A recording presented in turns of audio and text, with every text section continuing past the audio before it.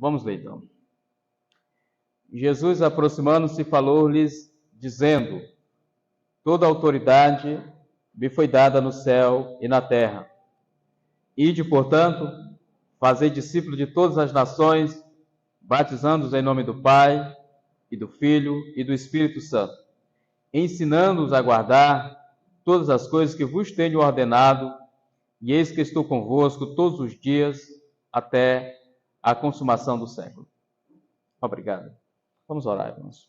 Obrigado, meu Pai, que a Tua palavra foi lida nesse momento. Mais uma vez, ó Pai, já há alguns dias estamos expondo estes versos e hoje avançaremos um pouco mais, tratando a respeito do batismo, uma das ordenanças do nosso Senhor Jesus Cristo para a sua igreja.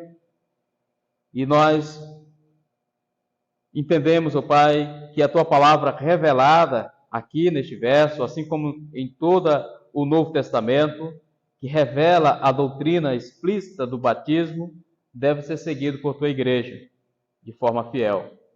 E assim nós oramos neste momento, suplicando ao Senhor a direção do Teu Espírito Santo sobre as nossas vidas. Em nome de Jesus, ó Pai, que neste momento nós oramos e te pedimos. Amém.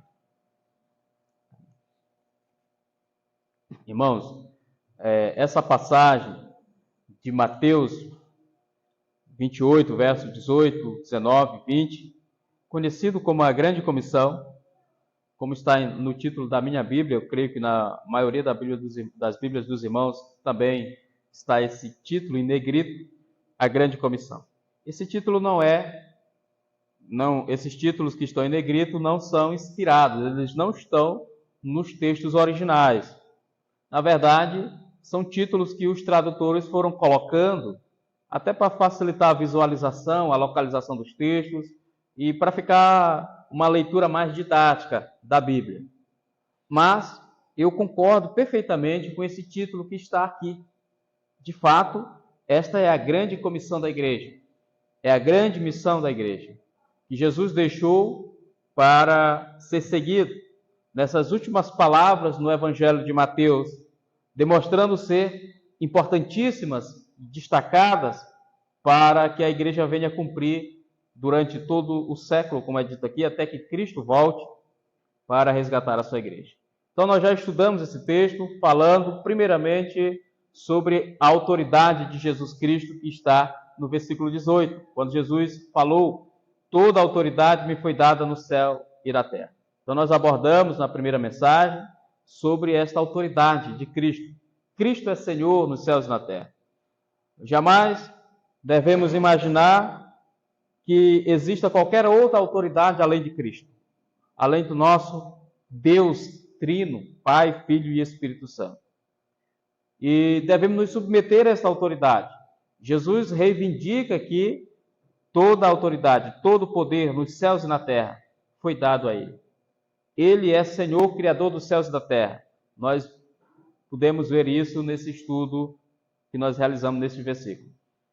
Então, no domingo passado, nós pudemos falar sobre o ir fazer discípulos, ide, portanto, fazer discípulos, no versículo 19. Então, nós estudamos a primeira parte do versículo 19.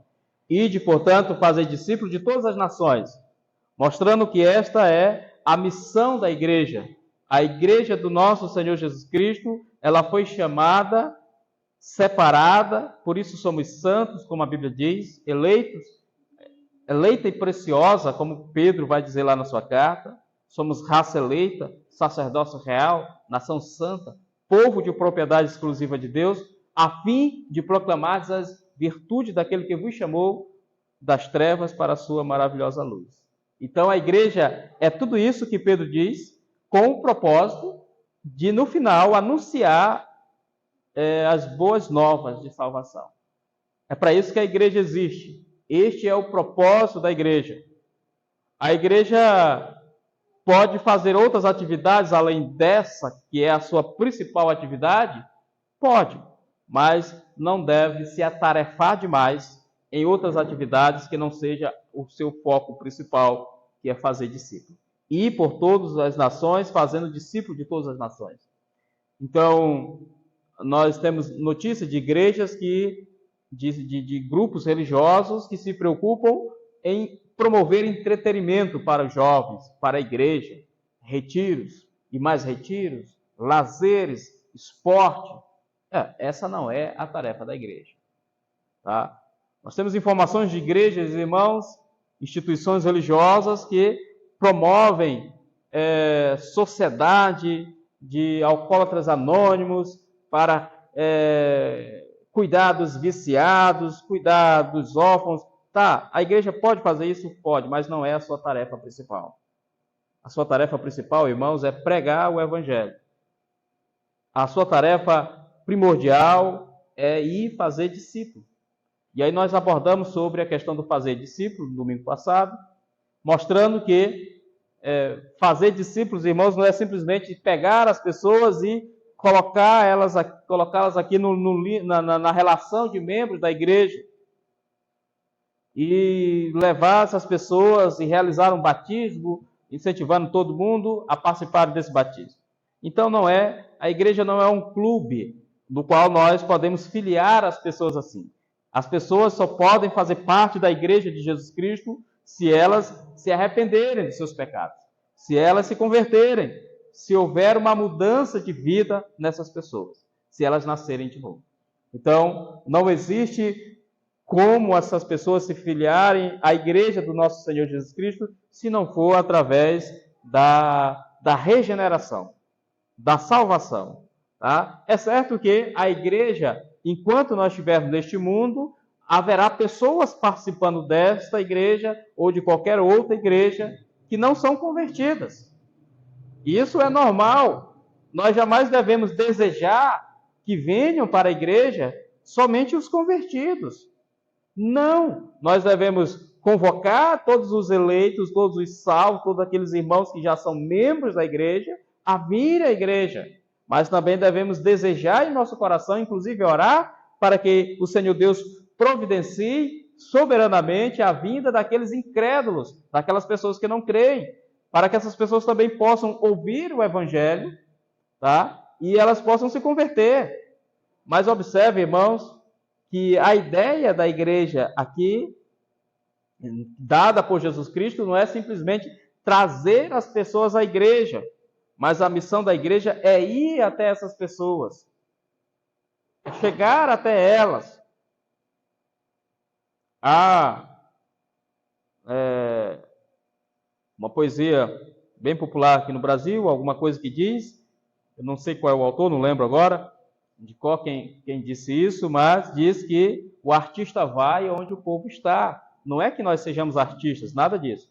Mas a igreja deve ir aonde o povo está. Nós devemos ir até eles e pregar o evangelho a essas pessoas. No entanto, também sabemos, por exemplo, hoje, domingo, a igreja tem um culto público. Nós chamamos uma convocação solene para a adoração a Deus no culto público. Então, neste momento, no culto público, nós devemos convidar o máximo de pessoas para vir à igreja, para ouvir o evangelho, para serem confrontados pela pregação da palavra e poderem, então, se arrepender de seus pecados. E depois, logicamente, no devido momento, serem batizadas, tornando-se membros da igreja, como nós veremos agora. No entanto, meus irmãos, vamos à parte B do versículo. Essa foi a parte que nós tratamos domingo passado, e de, portanto, fazer discípulos de todas as nações. Agora nós vamos falar da outra parte que diz, batizando-os em nome do Pai, do Filho e do Espírito Santo. Quero falar agora, abordar com os irmãos, brevemente, certamente, sobre o batismo. Por quê, irmãos? Porque, apesar de alguns autores não colocarem o batismo como sendo parte da comissão da igreja, da grande missão da igreja. Mas é necessário, irmãos, se não fosse, Jesus não teria colocado essas palavras aqui. Ele disse, e se ele disse, devemos cumprir. No final, no versículo 20, é dito o seguinte, ensinando-os a guardar todas as coisas que vos tenho ordenado, e eis que estou convosco todos os dias até a consumação do século. Então, esse versículo 20 nós vamos tratar a primeira parte dele no próximo domingo e a última parte, para falar dessa promessa de Jesus que vai estar com a igreja até a consumação do século, nós vamos falar daqui a 15 dias. Muito bem, finalizando dessa forma a exposição do Evangelho de Mateus. Então, eu quero mostrar aos irmãos que a Confissão de Fé de 1689, que é a Confissão de Fé dos Batistas Reformados, trata especificamente do batismo. Há, na verdade, uma porção, o capítulo que vai tratar exclusivamente do batismo, que é o capítulo 29. Ele começa no capítulo 28, a confissão, falando do batismo e da ceia do Senhor. São duas ordenanças da igreja no Novo Testamento. Então vejam bem, capítulo 28 da Confissão de Fé diz assim: o batismo e a ceia do Senhor são ordenanças de positiva e soberana instituição designada pelo Senhor Jesus, o único legislador, para serem continuadas em sua igreja até o fim do mundo. Então, faz parte da missão da igreja obedecer a Cristo em tudo, como nós vimos na primeira mensagem dessa série, que trata sobre a autoridade de Cristo. Então, se Cristo mandou realizar a ceia em memória dele, devemos fazer.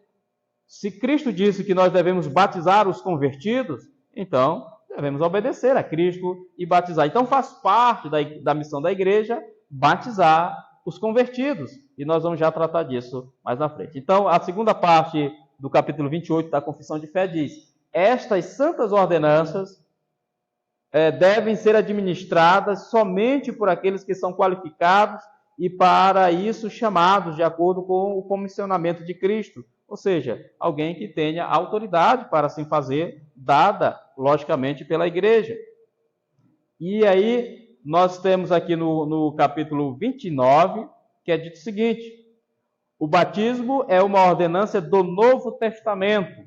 Observem bem o que a nossa confissão diz. O batismo é uma ordenança do Novo Testamento. Nós não temos relação dessa doutrina com o Antigo Testamento. A doutrina do batismo, ela é exclusiva do Novo Testamento. Alguns tentam, certamente, atribuir fundamentos para o batismo no Antigo Testamento, mas nós não temos esse fundamento ali. A primeira vez que é tratada de batismo no Novo Testamento é naquele texto que nós acabamos de ler na parte devocional, onde João Batista, preparando o caminho do Messias, convocava o povo ao arrependimento e batizava no deserto. Então, era o batismo de arrependimento. As pessoas se arrependiam e eram batizadas. Não era de outra forma. Não era que as pessoas eram batizadas e então só depois elas se arrependiam. Não, elas se arrependiam e eram batizadas. Podemos negar o batismo a alguma pessoa? Sim, podemos. João negou. João negou o batismo aos fariseus, aos líderes religiosos, que chegaram até ele para ser batizado. E ele disse: por que vocês tentam fugir da ira vindoura, raça de víbora? Quem vos induziu a fugir da ira vindoura? Então o batismo não é para todo mundo. O batismo é só para os eleitos, é só para os convertidos, é só para os salvos. Nós vamos abordar isso logo mais. Mas vejam bem, irmãos, o que diz a nossa confissão.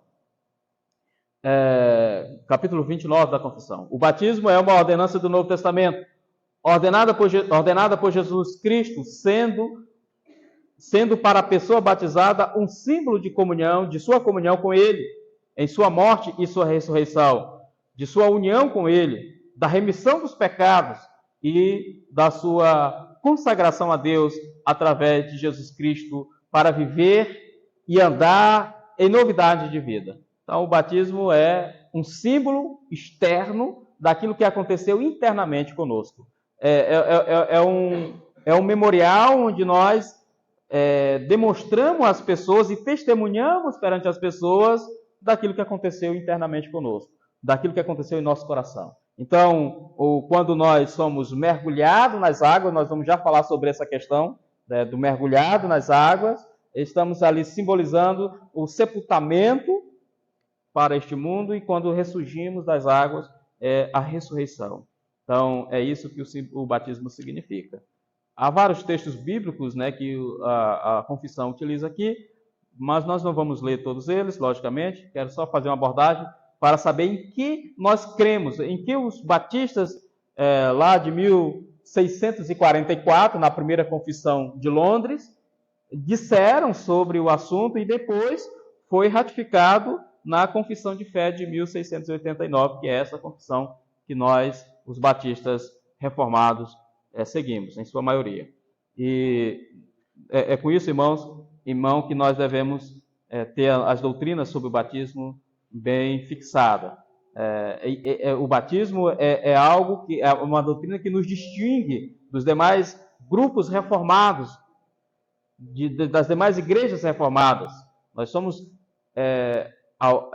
a igreja que olhou para as doutrinas da reforma e disse assim: muito bem, concordamos com João Calvino, concordamos com Lutero, concordamos com Zwinglio, concordamos com estes homens que estão aí tentando e reformando a igreja, mas tem um ponto que esses homens não reformaram ainda, continuam católicos do mesmo jeito, são resquícios do catolicismo, que é o batismo. Então vamos reformar direito, vamos fazer as coisas certas, já que é para reformar, então vamos fazer bem feito. E aí vamos reformar também a doutrina do batismo. Ou seja, não é a palavra reforma, para quem não entende, a reforma não é renovar, não é uma renovação. Não é isso. Não tem nada a ver com renovação. Reforma é voltar àquilo que era antes, voltar aos princípios, voltar à origem. Por isso, reformar.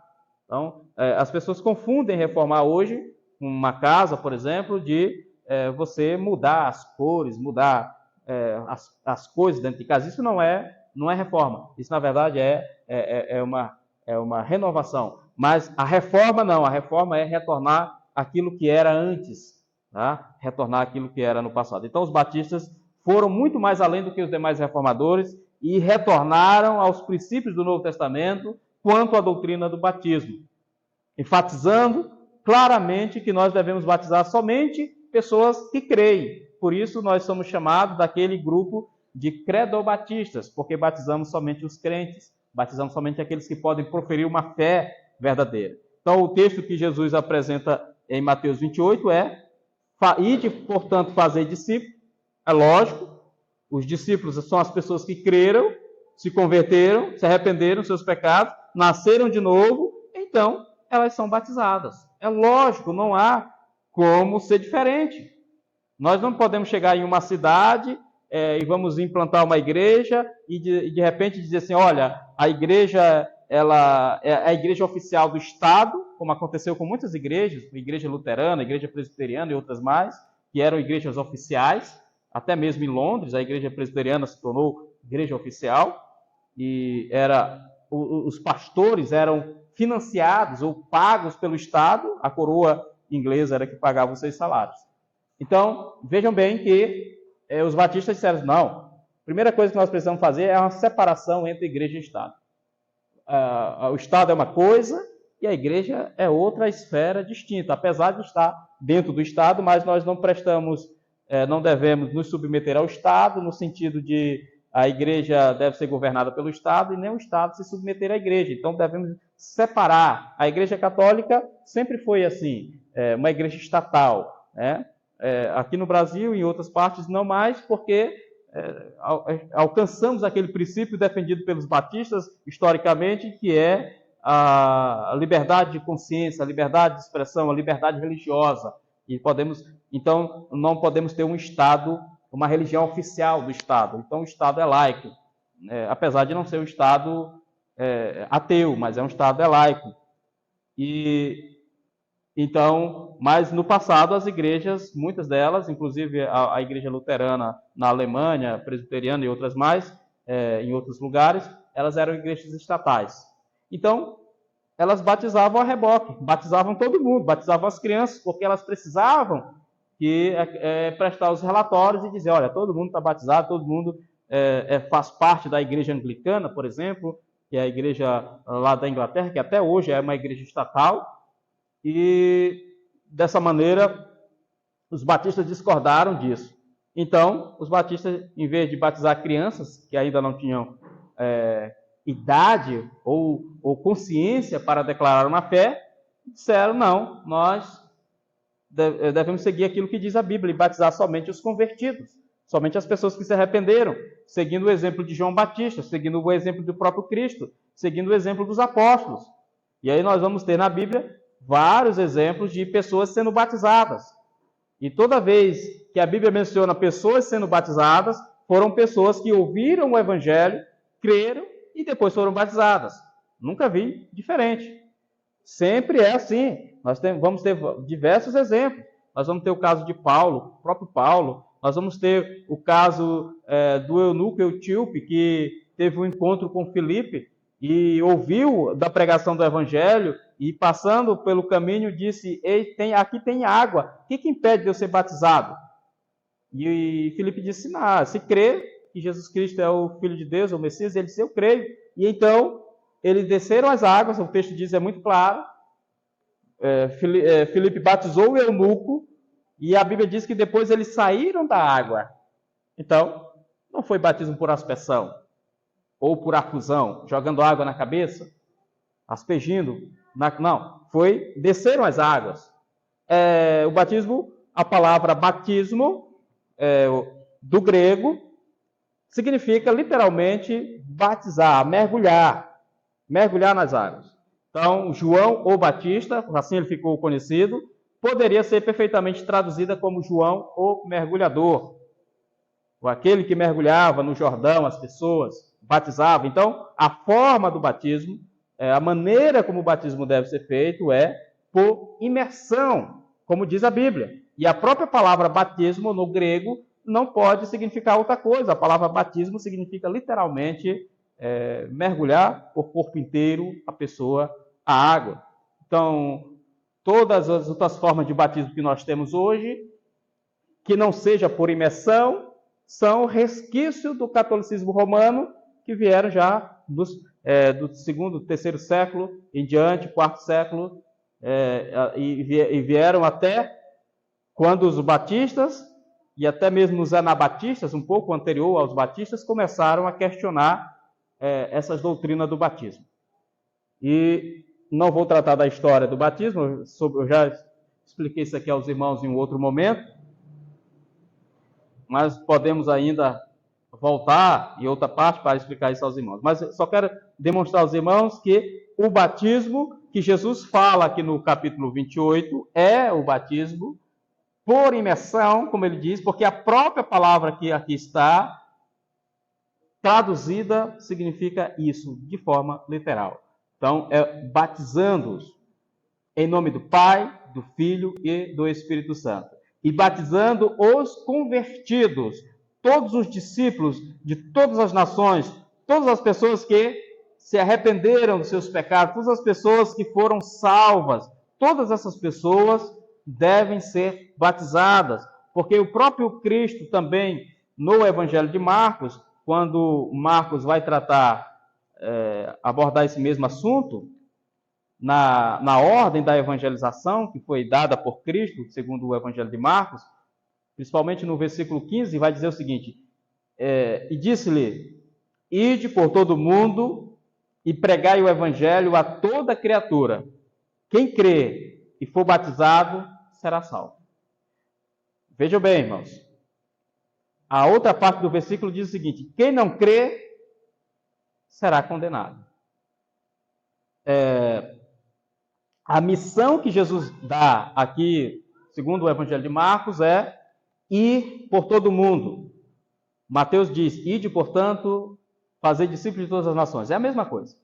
Ide por todo o mundo e pregai o Evangelho. Eu até falei domingo passado que Mateus ele não é muito claro como que a igreja deve fazer discípulos. Logo no mesmo versículo, ele vai especificar mais na frente, no versículo 20, que ele vai dizer, ensinando-os a guardar todas as coisas que vos tenho ordenado. Então, é a mesma coisa lá. Mas no versículo 20, o versículo 19 não é específico. Mas aqui, Marcos é muito específico.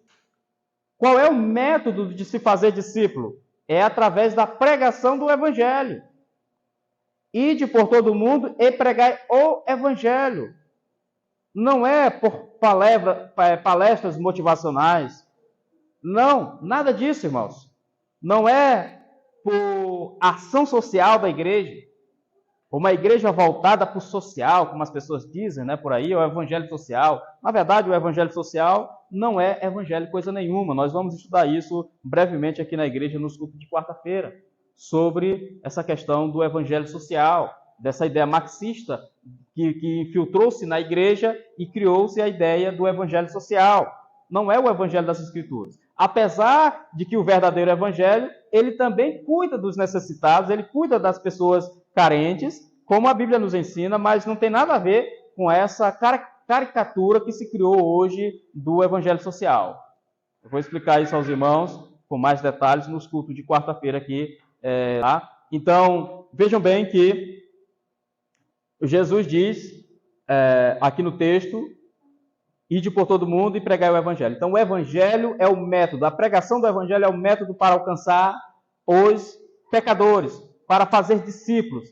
E aí, irmãos, o versículo 16 me chama a atenção para o seguinte: quem crê e for batizado será salvo. Destaca aos irmãos que Jesus não está dizendo aqui com essas palavras que o batismo salva. Sabemos, à luz do evangelho, que o batismo não salva. O batismo, ele é um símbolo exterior da nossa fé, daquilo que aconteceu conosco de forma interior, dentro de nós. Então, o versículo não está dizendo aqui, não deve ser interpretado de que o batismo salva, como creem os católicos, como creem algumas igrejas que acabam interpretando de forma errada a questão do batismo. Muito bem. Então, quem crê e for batizar será salvo. Porque era lógico, no período do Novo Testamento, que toda pessoa que cria, ela era batizada. Pedro e João pregaram, os apóstolos, Pedro pregou em Atos dos Apóstolos, lá em Jerusalém, logo no início, 3.000 almas aproximadamente se converteram. E é dito que essas pessoas foram batizadas. Tá? Então, quando Pedro pregou para o Cornélio e todos da sua casa, como é dito, se converteram, depois eles foram batizados também. Paulo pregou para Lídia, para o carcereiro, se converteu o carcereiro, se converteu a sua casa, assim como converteu-se a casa de Lídia, e foram batizados. Tá? Então, a questão lógica do Novo Testamento é essa: a pessoa ouviu o evangelho, creu, ela era batizada. Qual é o critério para uma pessoa ser batizada? Se ela crê no evangelho. Se ela crê no Senhor Jesus Cristo como Senhor e Salvador da sua vida, que ela entende isso e ela nasceu verdadeiramente, então este é o primeiro requisito para que ela seja batizada. Ok. Então, é lógico que uma criança não passa nesses critérios, uma criança não tem esse entendimento. Ela não pode professar uma fé ainda, tá? No futuro sim, mas no presente não. Por isso nós não batizamos as crianças, tá? Porque elas não podem proferir uma fé que seja digna de aceitação. Muito bem. Então, o versículo vai dizer ainda: quem, porém, não crê, está condenado. Observe aqui, irmãos, a doutrina da eleição e da reprovação nesse versículo. Os irmãos dizem assim: irmão, está achando coisa onde não tem. Está aqui, irmãos. Quem crê e for batizado será salvo. Quem vai crer, irmãos? Os eleitos de Deus. Só os eleitos. Ninguém mais vai crer a não ser os eleitos de Deus. Jesus olhou para os fariseus que estavam ali e disse: olha, vocês não creem em mim porque vocês não são das minhas ovelhas. Nós fizemos a leitura agora há pouco em Mateus. E Mateus vai registrar ali o momento em que João Batista disse a essas mesmas pessoas, aos líderes religiosos, aos fariseus que foram até João para serem batizados no Rio Jordão, e disse assim: quem vos induziu a fugir da ira vindoura? Raça de víbora. Mas eram judeus. Mas não eram eleitos. Não eram filhos de Abraão. O próprio João vai dizer que Deus poderia suscitar filhos de Abraão até nas pedras ali. Então vejam bem, irmãos. Quem não vai crer? Os reprovados. os réprobos, seja lá qual nome você der para esse, os condenados. Mas eles mesmos é que vão se conduzir, vão se condenar. Não, o texto está dizendo aqui, quem não crê será condenado. Será condenado. Tá? Em outros momentos, aqui mesmo em Mateus, a gente viu lá no capítulo 24, e o momento em que é dito que estarão dois no campo, um será tomado e deixado o outro. Dois estarão no interior de uma casa, um será tomado e deixado o outro. É eleição, irmãos. É reprovação. A Bíblia o tempo todo fala disso. Jesus diz que o pescador lançou a rede ao mar, puxou, e ali ele vai selecionando os peixes bons, colocando no cesto, e os demais ele vai lançando fora.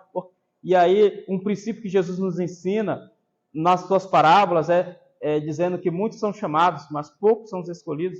Logicamente, ele está falando do chamado universal, que é a pregação da palavra, que deve ser a todos. Como ele diz, ide por todo o mundo e pregai o evangelho. Então, esse é chamado geral, é o chamado universal. Mas quem vai crer? Só os eleitos que vão crer. E quem será batizado? Os eleitos serão batizados. Serão salvos, porque serão, não porque foram batizados, mas porque creram. E então foram batizados. Porque o batismo, irmão, nós sabemos que o batismo não salva. À luz daquilo que nós já vimos lá, aqui mesmo em Mateus, onde haviam, nos evangelhos tratam bem disso, de dois malfeitores, de dois que estavam ao lado de Jesus na cruz, um se arrependeu e o outro não. Veja ali, eleição e reprovação na cruz também. Um se arrependeu e o outro não. Um foi morar com o Senhor nos céus, o outro não. Aquele que foi morar com o Senhor Jesus Cristo nos céus, irmãos, ele não foi batizado. Ele não participou de nenhuma igreja aqui nessa terra, de uma igreja local. Ele não tomou ceia, nunca deu oferta, mas ele foi salvo mesmo. Se arrependeu, creu. Então, por isso que a doutrina do batismo está intimamente associada ao crer. Por isso, credo ao batismo. Por isso que nós cremos dessa forma. E a nossa confissão também. Então, prosseguindo aqui, a nossa confissão vai dizer, o batismo é uma ordenança do Novo Testamento. A gente jamais deve ir procurar no Antigo Testamento fundamento para o batismo, não há. É uma doutrina exclusiva do Novo Testamento, ordenada por Jesus Cristo, sendo para a pessoa batizada um símbolo de sua comunhão com Ele, e a sua morte e ressurreição, de sua união com Ele, da remissão dos pecados e da sua consagração a Deus através de Jesus Cristo para viver e andar em novidade de vida. E a segunda parte da confissão diz: aquele que realmente professa o arrependimento para com Deus, fé e obediência ao Senhor Jesus Cristo, ao nosso Senhor Jesus Cristo, são os únicos sujeitos apropriados dessa ordenança. Ou seja, quem deve ser batizado? Seria a pergunta. Somente aqueles que creem, que obedecem, que reconhecem o senhorio de Cristo, que estão sujeitos, são seus discípulos verdadeiros. Somente os eleitos devem ser batizados. Somente aqueles que creem. Então, o terceiro ponto da confissão, do capítulo 29 da confissão diz: o elemento exterior a ser usado nessa ordenança é a água. Tá? Não há outro. É a água, na qual a pessoa deve ser batizada em nome do Pai, do Filho e do Espírito Santo.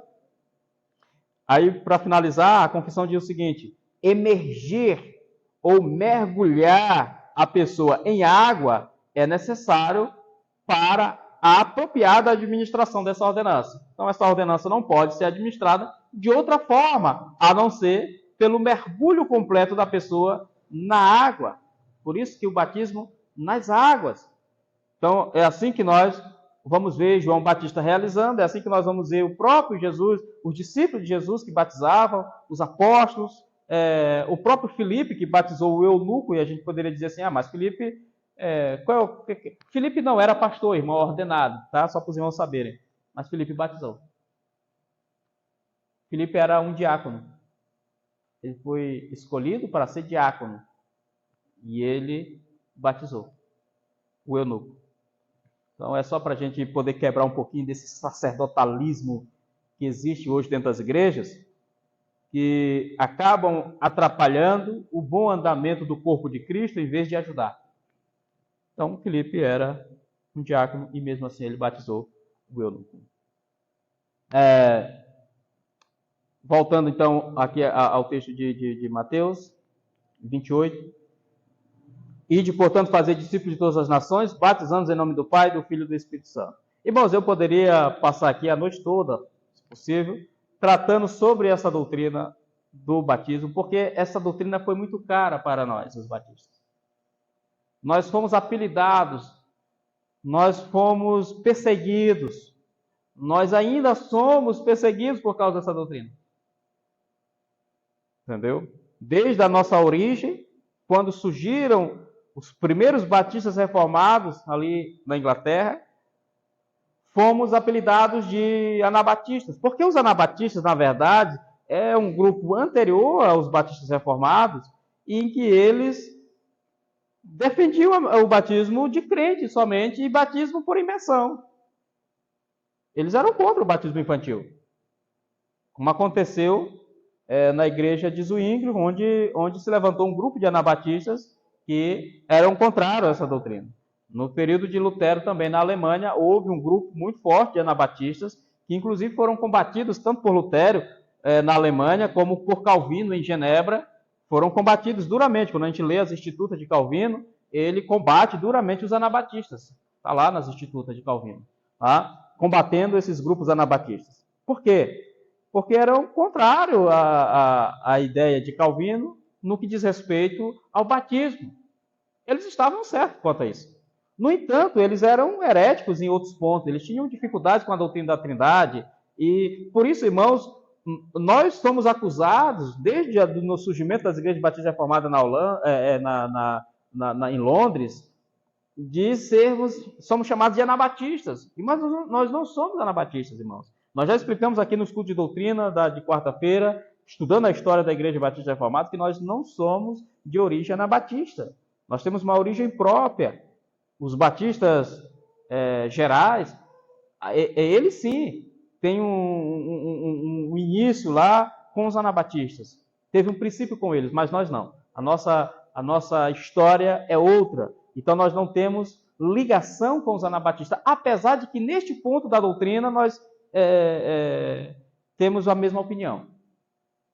Entendeu? Então somos acusados, desde lá, de anabatistas, de cismáticos, né? de rebeldes, assim que nós somos chamados, desde o surgimento das igrejas batistas na Holanda, ou lá na Inglaterra. Estou com a Holanda na cabeça, mas porque também teve na Holanda. Mas o que eu quero mostrar aos irmãos é que nós somos perseguidos desde lá.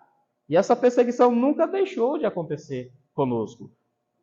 Dizem que nós não somos calvinistas, né, que nós não seguimos as doutrinas da Reforma. E na primeira confissão batista de Londres, que é a confissão de 1644, é dito claramente, logo no início da confissão, é dito assim: nós não somos anabatistas, nós somos reformados, seguimos as doutrinas de Calvino, e aí vai dizendo lá as doutrinas sobre a eleição, sobre a reprovação, sobre essas doutrinas, nós seguimos a depravação total, a graça irresistível, a perseverança dos santos, entendeu? A expiação limitada. Nós seguimos essas doutrinas, nós somos calvinistas, mas nós não somos anabatistas. É dito lá na nossa primeira confissão de fé. Mas nós somos acusados até hoje de sermos assim, de sermos extremistas, coisas parecidas. Então, só para os irmãos compreenderem, essa doutrina do batismo nos custou muito caro. Então, se ela nos custou tão caro, nós não podemos dizer que é uma coisa secundária, que não tem valor, como alguns pensam, que a doutrina do batismo não tem valor. Quem disse que não tem valor, irmãos? Se não tivesse valor, ela não estava nas Escrituras. Não estava na grande comissão da igreja, onde Jesus diz claramente que faz parte desta missão da igreja batizar os convertidos. Aquele que crê e for batizado será salvo. Aquele que não crê será condenado. Meus irmãos, Então, é só para esclarecer. Eu sei que numa mensagem como essa, nunca se esclarece tudo, porque eu sei que surgem muitas dúvidas. Os irmãos gostariam de perguntar e fazer coisa assim, não podem fazer diretamente aqui. Mas eu gostaria de responder as questões dos irmãos, as perguntas dos irmãos, se os irmãos assim fizerem, aqui mesmo, depois do culto, ou em outro momento, os irmãos preferirem, nós podemos retirar as dúvidas dos irmãos que tiverem quanto a esse assunto. Porque nós fomos apelidados de batistas. Não foram os batistas que chegaram lá no início e disseram assim, olha, vamos colocar o nome da nossa igreja de Igreja Batista. Não. Eles nos apelidaram dizendo assim, aqueles são os que batizam, são os batistas. Né? São os que mergulham as pessoas nas águas.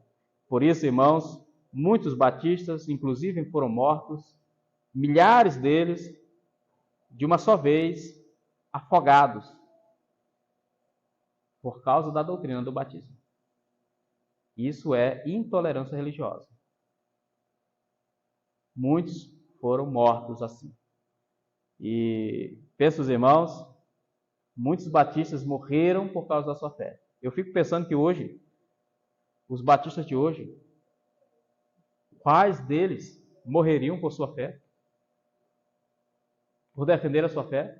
E ainda dizem que nós somos radicais, que nós somos extremistas. E não tem nada de radical ainda, está longe de ser como os nossos pais lá no passado, que davam a sua vida pela doutrina bíblica, que não cediam 1 milímetro sequer na doutrina.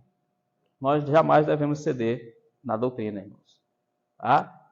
Parece popular, parece bonitinho, aceitar todas as crianças, batizar todas as crianças, irmãos, que coisa maravilhosa. Nós não, irmãos, não é bíblico. Não está nas Escrituras, não existe nenhum texto bíblico nas Escrituras onde crianças são batizadas. Então não vamos seguir. Nós somos radicalmente a favor da doutrina, da reforma protestante, inclusive da confissão de fé de Westminster também, que nós copiamos, que é o princípio regulador do culto. O que diz o princípio regulador do culto, irmãos? O princípio regulador do culto diz que nós não podemos acrescentar nada no culto público a Deus que não esteja prescrito em sua palavra, claramente prescrito na palavra de Deus. Eu pergunto aos irmãos onde é que está escrito nas Escrituras que o batismo infantil deve ser praticado pela igreja. Em nenhum lugar. Nem no Antigo, nem no Novo Testamento. O que alguns usam para justificar é a circuncisão no Antigo Testamento. Dizendo que no Novo Testamento o batismo substituiu a circuncisão. Irmãos, não tem fundamento. Eu já expliquei aqui aos irmãos no culto de quarta-feira, estudando, por exemplo, a passagem de Atos dos Apóstolos, capítulo 15 de Atos dos Apóstolos, onde houve uma controvérsia na igreja do Novo Testamento, nas igrejas dentre os gentios, porque os judeus queriam que os gentios que se convertessem fossem circuncidados. E Paulo disse, não precisa eles circuncidarem. Tudo bem, os judeus podem circuncidar, mas os gentios não. E vejam bem que quando os judeus se convertiam, eles eram circuncidados e mesmo assim eles eram batizados. Então, se o batismo substituiu a circuncisão, por que um judeu convertido, que era circuncidado, precisou se batizar? Não faz sentido. Não faz sentido. Então, a única vez, vamos imaginar que a controvérsia sobre a circuncisão aconteceu, a Paulo, junto com os apóstolos, fizeram um concílio da igreja, o primeiro concílio da igreja, foi no Novo Testamento, em Atos dos Apóstolos, capítulo 15, o primeiro concílio foi ali, e onde eles foram tratar sobre a doutrina da circuncisão. Você pode ler todo o capítulo 15 de Atos dos Apóstolos, onde o concílio aconteceu. Não há uma vírgula sequer tratando de batismo, mas somente de circuncisão. Não há uma vírgula sequer dizendo, não, olha gente, bora acabar com a confusão aí, não precisa mais essa briga não, porque o batismo substituiu a circuncisão agora e pronto, acabou com tudo isso, essa calma aí, bora acabar com essa briga. Não, de forma nenhuma.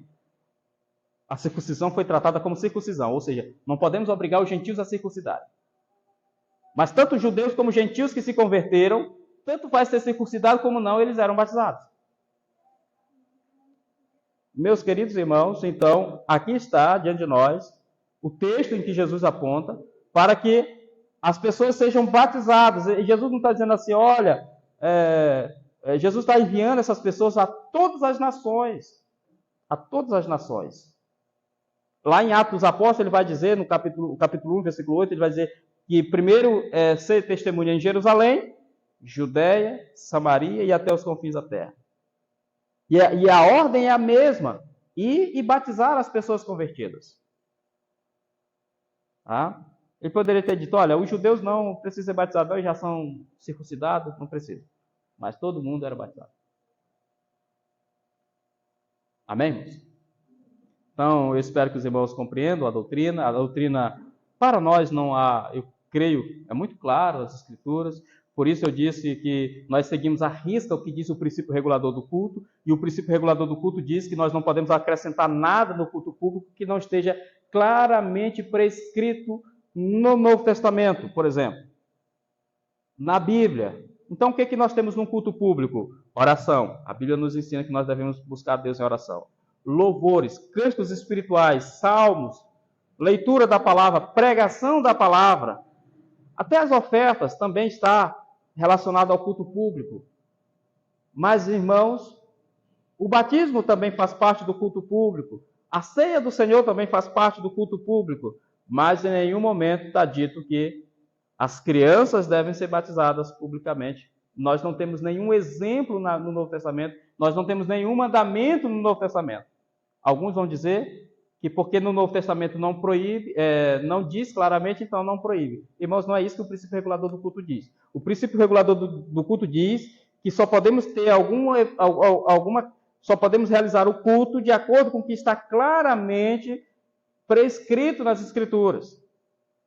O batismo infantil não é nem mencionado. Não há nenhum exemplo, quanto mais prescrição. Amém? Que Deus em Cristo nos dê graça, que essa palavra possa alicerçar a fé dos irmãos a cada dia. Vamos ficar de pé e vamos orar ao nosso Deus, agradecendo ao Senhor. Obrigado, meu Pai, porque neste momento a Tua palavra foi lida, foi pregada, Deus, como planejamos, o Teu Espírito nos conduziu neste momento. Ó Deus, que esta palavra possa alcançar os corações dos irmãos que aqui estão. Certamente, ó Pai, produzindo mais fé, para que possamos ter uma fé robusta, Senhor Deus, uma fé vibrante, uma fé da mesma forma como os batistas do século XVII ali na Inglaterra, depois nas Américas e aqui também no Brasil. Homens e mulheres que deram a vida por causa do Evangelho e que não retrocederam um milímetro sequer quanto à sua fé. Ó Deus, homens que tiveram a sua liberdade privada, que ficaram presos por pregarem o Evangelho, mas não retrocederam na sua fé, não fizeram concessões, não passaram o pano, ó Deus, de forma nenhuma, mas foram fiéis à sua palavra. Muito obrigado por tudo, te agradeço neste momento. No nome de Jesus. Amém. Amém. Os irmãos podem sentar.